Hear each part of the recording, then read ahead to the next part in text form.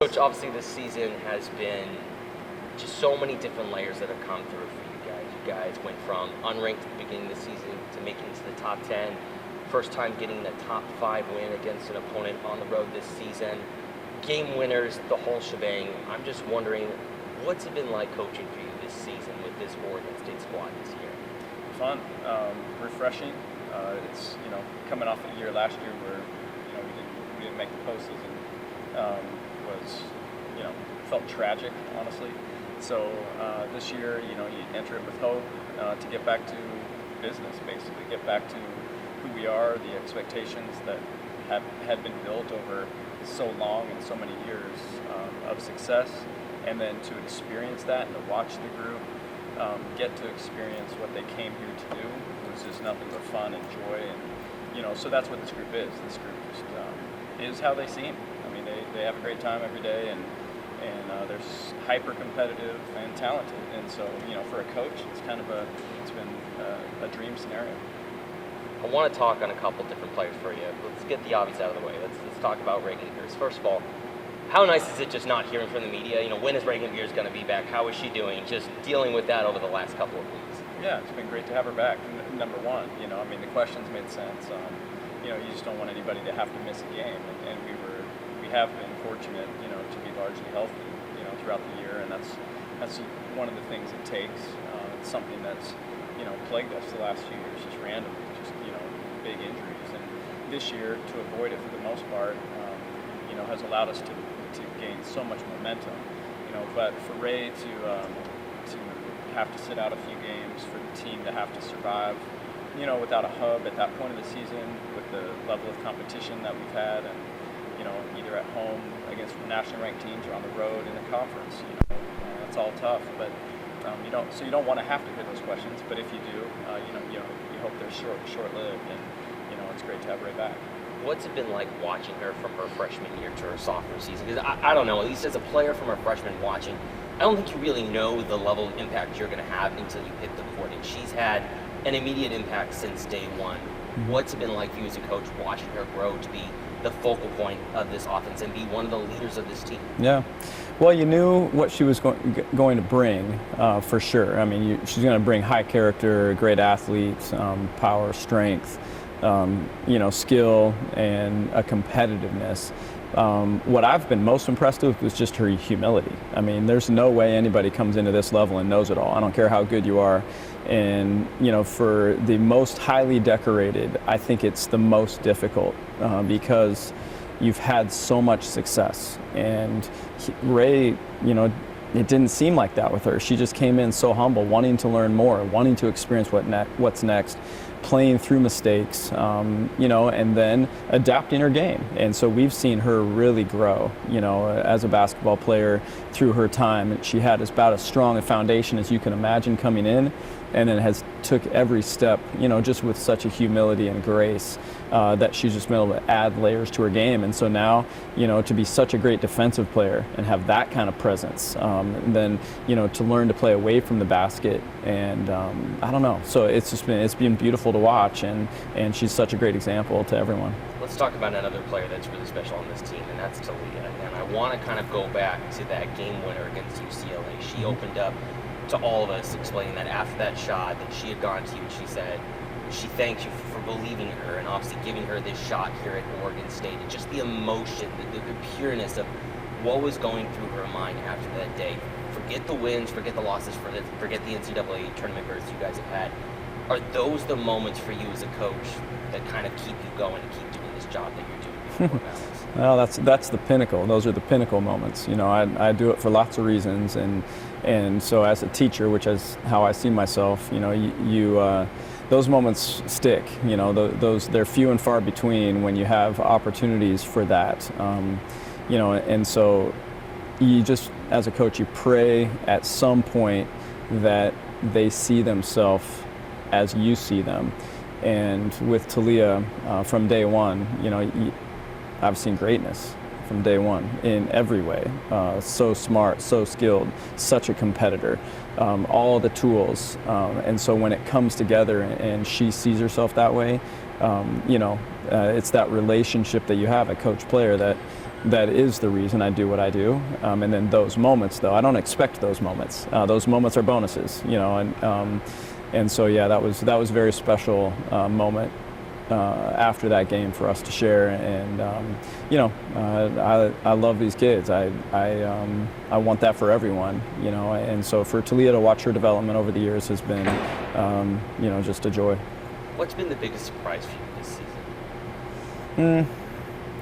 I guess you can't predict how quickly everything will come together. So I guess that's been a pleasant surprise. I don't know if I can say I've been surprised. I think the word that I would use and have is pleased, just to see it evolve and come together as it has.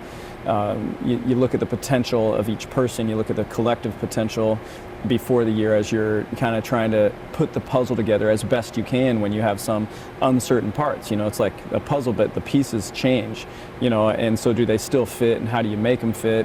And that is, it's kind of an art that every coach you have to become an artist, put the thing together. And so for this group to add every little thing that they have, every characteristic in every category, and put it together and watch them flourish together, I'm just pleasantly surprised. I'm just pleased, that happened for this group. And you can't predict it. You can just do everything you can to put them in position to be successful and create the environment, And so this year, this team, that happened. Next season, I'll make sure I rephrase the question to be, what's pleased you the most? Yeah, there you go. What surprised you? I'll remember that. I do want to kind of touch on something that I think really caught me off guard. The first time that you guys went on the road, I believe, to cover Stanford, it may have been this home game, but the first time I had ever heard someone describe the game of basketball as chess was when you described your matchup against Tara and what you guys do against Stanford. And you even, a couple times since then, you've described a couple more of those matchups like a chess game. I want to ask you, how would you describe each of your starting 5 members as pieces on a chessboard and why? Oh man, that's tough.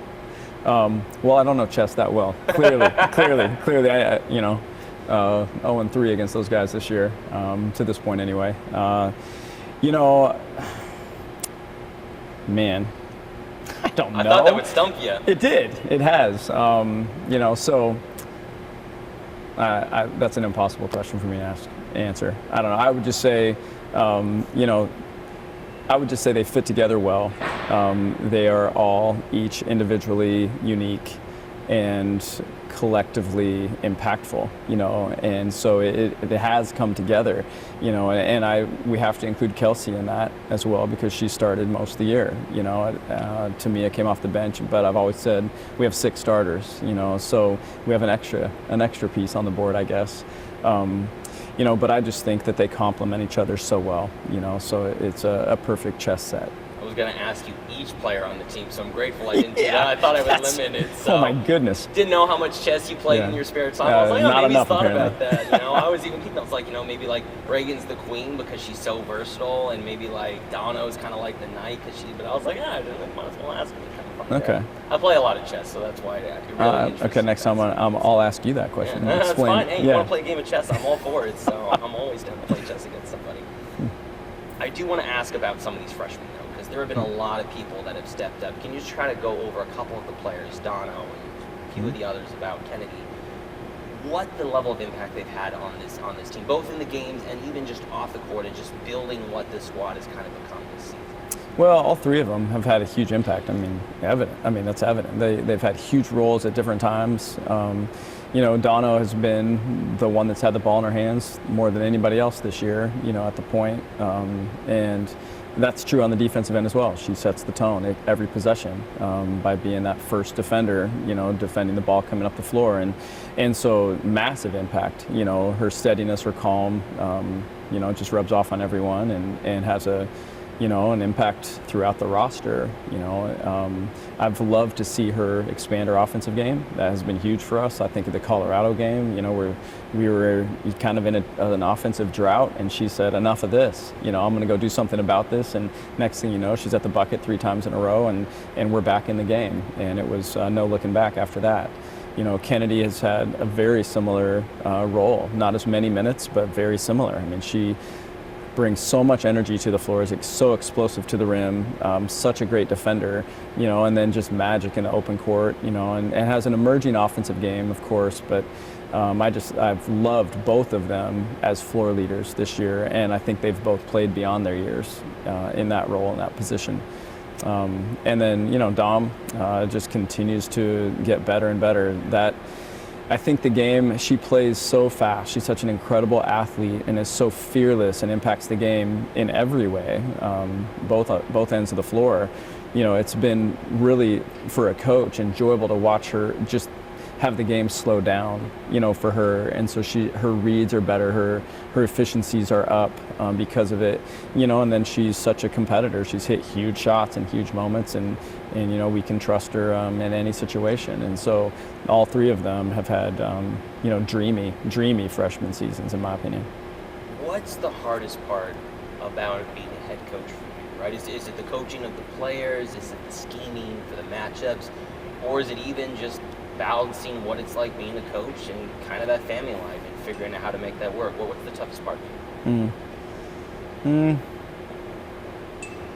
Probably the part that I spend the most time on outside of the obvious things, which I love. I think you find a niche in life, and it's kind of like, it doesn't feel like work, and in many ways that's what a lot of coaching, it doesn't feel like work. It feels like I love it. I'm made to do it. It's how it seems. So I think just, getting my mind right all the time.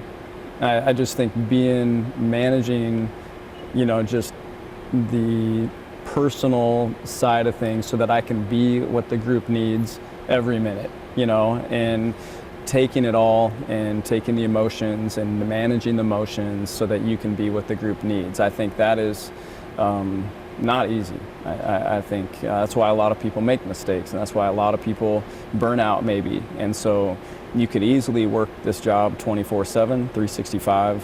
You could drive yourself crazy with it. You could ruin yourself. You could ruin your family. You could ruin you could go the wrong way. And so managing, and I would just say, I'm a faith-based human, and that's a huge part of my life. And so making sure that stays my personal priority, and then everything else, is managed around that. And that's probably the hardest thing for me and the most difficult, meaning it just takes the most effort. But it all kind of falls into place, it seems like. I hope so. I hope so. You'd have to ask the people around me, I think. But that is my hope, and as I, just gain wisdom, and more wisdom, hopefully I'm better and better at that. Just a few more questions for you, Coach. Look, considering this whole season, what it's been from the start of the year to where it's now, again, you discussed a few of them. Unranked, the top 10, but you got to consider the collapse of the Pac-12. You guys now moving to the WCC, and there's still so many pieces that, I guess we still have yet to see what's going to happen until at the end of the season and in the months to come. What has this season meant to you, considering everything that's happened this year for you? Yeah, I just see it as just a blessing to be a part of. I'm not kidding. That's how I see it. Like I get to coach basketball. I get to be around incredible humans. Amazing staff, amazing student athletes. Our parent group is incredible at my school. I was a student. I sat right up there as a student watching Gary Payton play, for his last 3 years here, and so if you just put that whole thing together and then get to coach a team that's capable of doing what we've done, and then doing what we've done and filling this place and having incredible wins, as you've mentioned, how does it get better? It's just been pure joy this year. It's just been a massive blessing, and that I don't care what the outside circumstances are. I don't care what tomorrow is or a year ago was. It doesn't matter. It's just right now we're having the time of our life, getting to do what we love.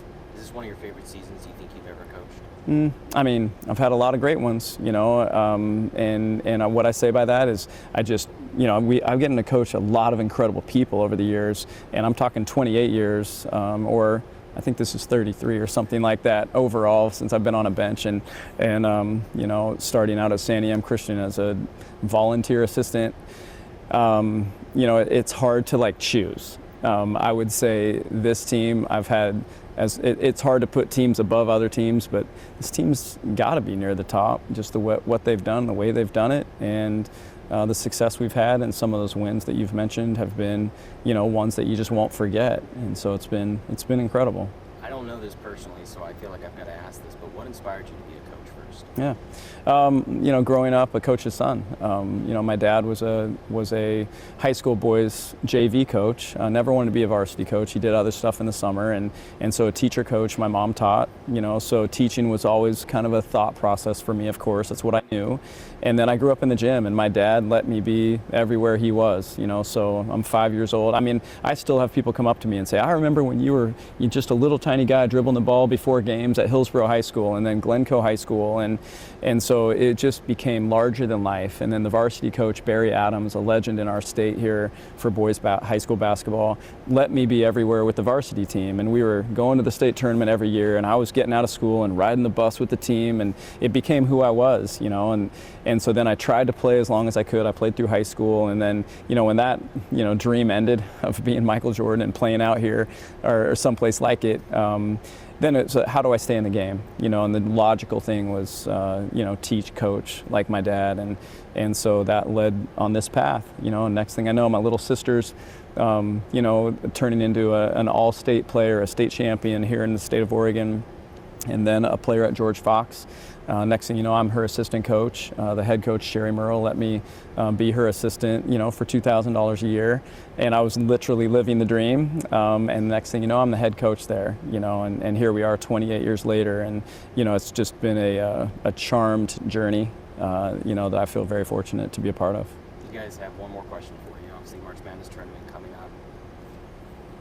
What do you think this team is capable of, in your own eyes, this season, with what you've been able to accomplish coming up in this tournament? Yeah, well, I think our best is ahead. I don't think we've played our best game. You could look back to maybe that Utah game at home where it did kind of feel like a perfect game.